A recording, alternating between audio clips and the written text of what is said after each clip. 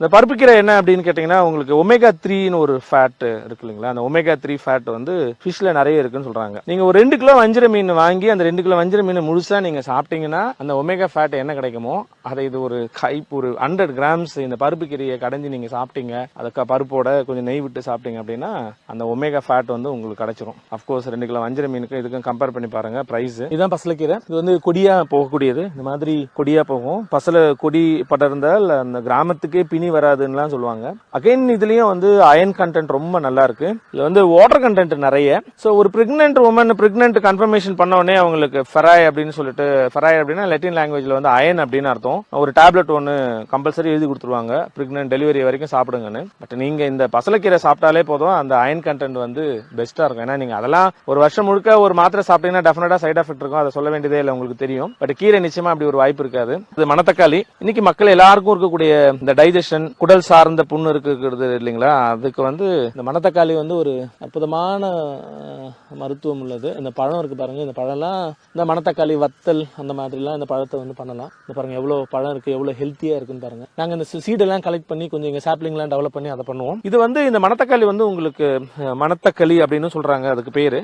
மணத்தக்காளி வந்து என்ன அப்படின்னா உங்களுக்கு இந்த குடல் வந்து குடல் புண்ணு இருக்கு இல்லைங்களா, குடல் புண்ணு இருந்தா தான் வாயில புண்ணு இருக்குன்னு சொல்லுவாங்க. இந்த குடல் புண்ணுக்கு வந்து இது ரொம்ப ரொம்ப நல்லது. மணத்தக்காளியை வந்து நீங்க சாரா குடிக்கலாம் கொஞ்சமா.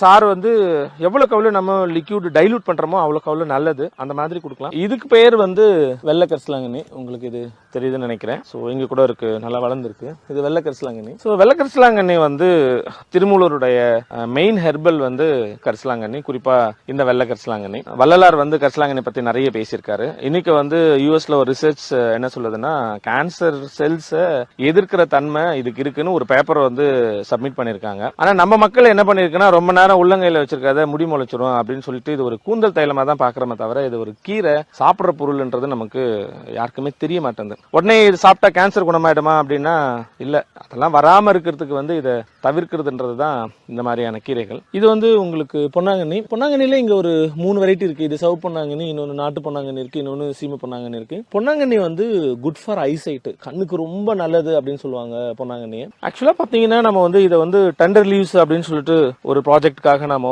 ட்ரை பண்ணிட்டு இருக்கோம். சே ஃபார் எக்ஸாம்பிள் இப்போ நீங்க இப்போ ஒரு டீ லீவ்ஸ் எடுத்துக்கிட்டீங்க அப்படின்னா உங்களுக்கு வந்து கிரீன் டீன்னு சொல்றாங்க இல்லைங்களா, அந்த கிரீன் டீ சொல்றது வந்து இந்த 2 தான் டெண்டரா இருக்கக்கூடிய, இது 2 மட்டும் எடுத்தா கிரீன் டீ. அப்புறம் ஒயிட் டீன்னு சொன்னாங்கன்னா அதுக்குள்ள இருக்க மட் இருக்கு இல்லைங்களா, மொட்டு மாதிரி விரியாம இருக்கு இல்லைங்களா, அது ஒயிட் டீ. ஸோ இது நம்ம சாப்பிட்ற நார்மல் டீ, இதுதான் கீழே இருக்கிறது.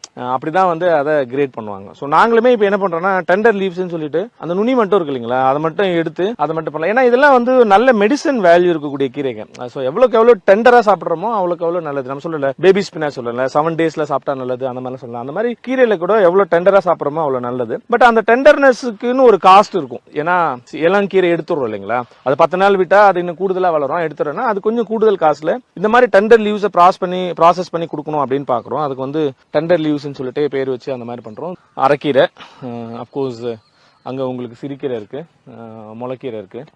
அரைக்கீரை வந்து என்ன அப்படின்னா உங்களுக்கு வந்து இப்போ நம்ம ஏதாச்சும் ஒரு நோயின் டாக்டர் கிட்ட போனா உடனே டாக்டர் வந்து பிளட் டெஸ்ட் பண்ணுவாரு, அப்ப ரத்தத்துல என்ன இருக்குன்னு. ஸோ அரைக்கீரை ரத்தத்தை சுத்தப்படுத்தக்கூடிய கீரை வந்து அரைக்கீரை. இந்தியாவிலேயே எல்லா மாநிலங்கள்லயும் மக்கள் அதிகமாக பயன்படுத்தக்கூடிய கீரைகள் one of the leaf vegetable அப்படின்னு பாத்தீங்கன்னா அரைக்கீரை. அப்பவே மக்களுக்கு தெரியுது நம்ம நோய் நொடி இல்லாம இருக்குன்னா ரத்தத்தை சுத்தப்படுத்தினா போதும், வேற எதுவுமே தேவையில்லைன்னு. அதனால அரைக்கீரை. சிறுகீரை வந்து குழந்தைங்களுக்கு குறிப்பா ஒரு 8 மாசத்துக்கு அப்புறம் ஒரு அவங்க பால்ல இருந்து ஒரு சாலிட் ஃபுட்டுக்கு வராங்க அப்படின்னா அப்ப என்ன கீரை கொடுக்கலான்னு பாத்தீங்கன்னா சிறுகீரை அவங்களுக்கு கொடுக்கலாம். அப்கோர்ஸ் ஏன்னா சிறுகீரை வந்து ஒரு 18 நாள்ல உங்களுக்கு வந்து அது ஹார்வெஸ்ட் ஆகி வந்துடும். 18க்கு மேல நம்ம அதை விடவே கூடாது. அப்ப சிறுகீரை வந்து குழந்தைங்களுக்கு ரொம்ப நல்லது.